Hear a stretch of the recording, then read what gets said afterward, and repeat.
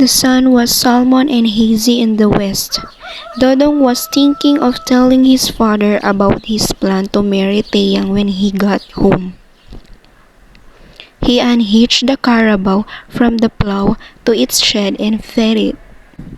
He was hesitant, but he wanted his father to know.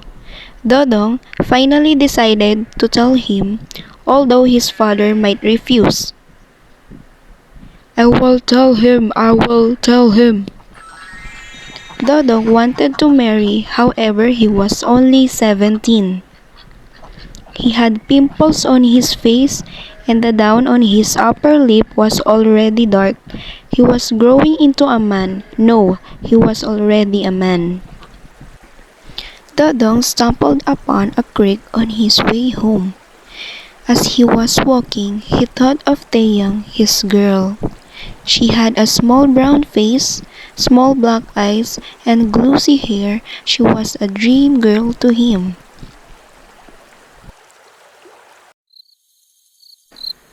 It was dusk when he reached home.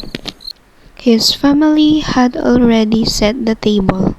They all sat on the ground and ate fish and rice. Dodong was still thinking about how he would tell his father. Dodong's mother went out to wash the dishes while his father remained in the room sucking a diseased tooth. Dodong knew he had to tell him, I am going to marry Taeyang. His father looked at him silently and stopped sucking the broken tooth. The silence became more intense and cruel, and Dodong wished his father would just suck that troublesome tooth again. His father was just looking at him without saying anything. I will marry Taeyang. I will marry Taeyang. His father just kept gazing at him silently, and Dodong fidgeted on his seat. I asked her last night to marry me, and she said, yes, I want your permission. I want it. You are very young, Dodong. I'm 17. That's very young to get married at. I want to marry. Taeyang's a good girl. Tell your mother, Dodong.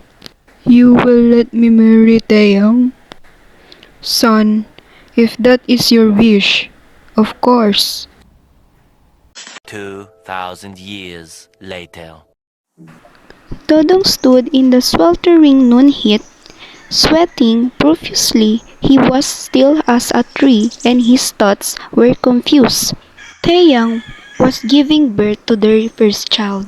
Dodong was hearing Taeyang's screams that chilled his blood.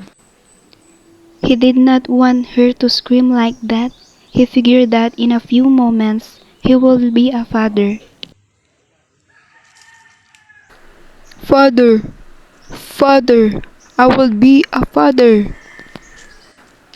He was young, he realized now. Come up, Dodong, it is over.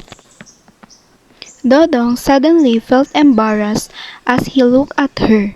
He dropped his eyes and pretended to dust dirt off his shorts. Dodong, Dodong, Dodong, it is a boy.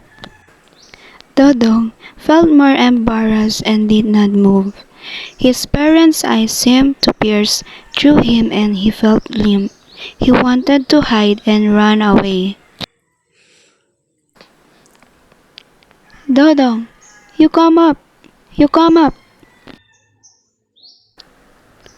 Dodong did not want to come up and stayed in the sun.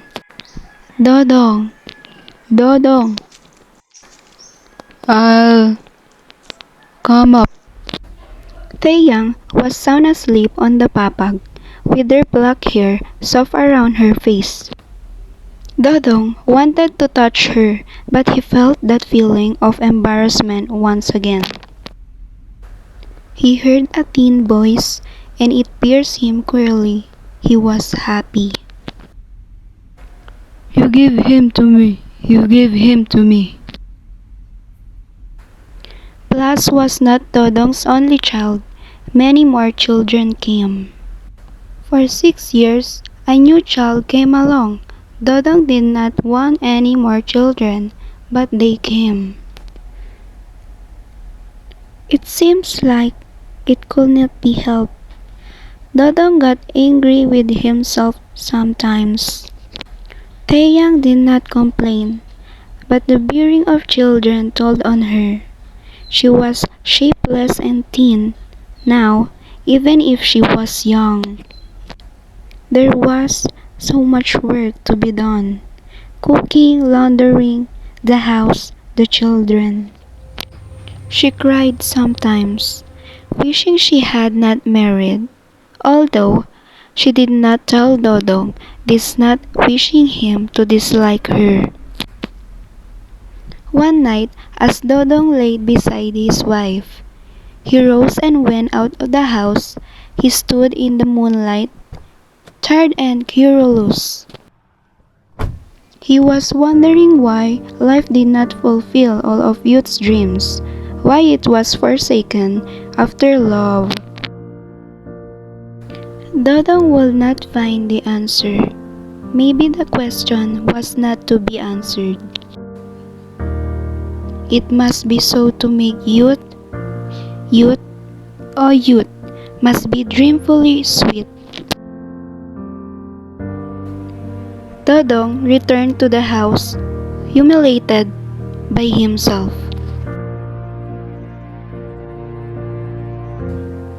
When Blas was 18, he came home one night very flustered and happy. It was late at night and Dodong heard Blas' steps. Blas, you better go to sleep. It is late. Itay. Yes, anak. I am going to marry Donna. She accepted me tonight. I love Donna and I want her.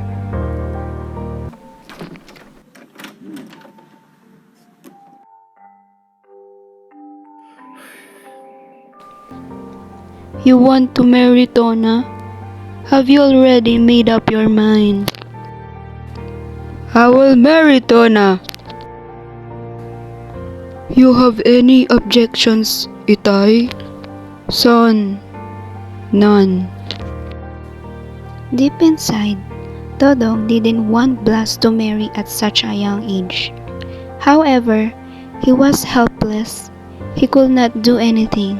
Youth must triumph. Now love must triumph. Now, afterwards, it will be life.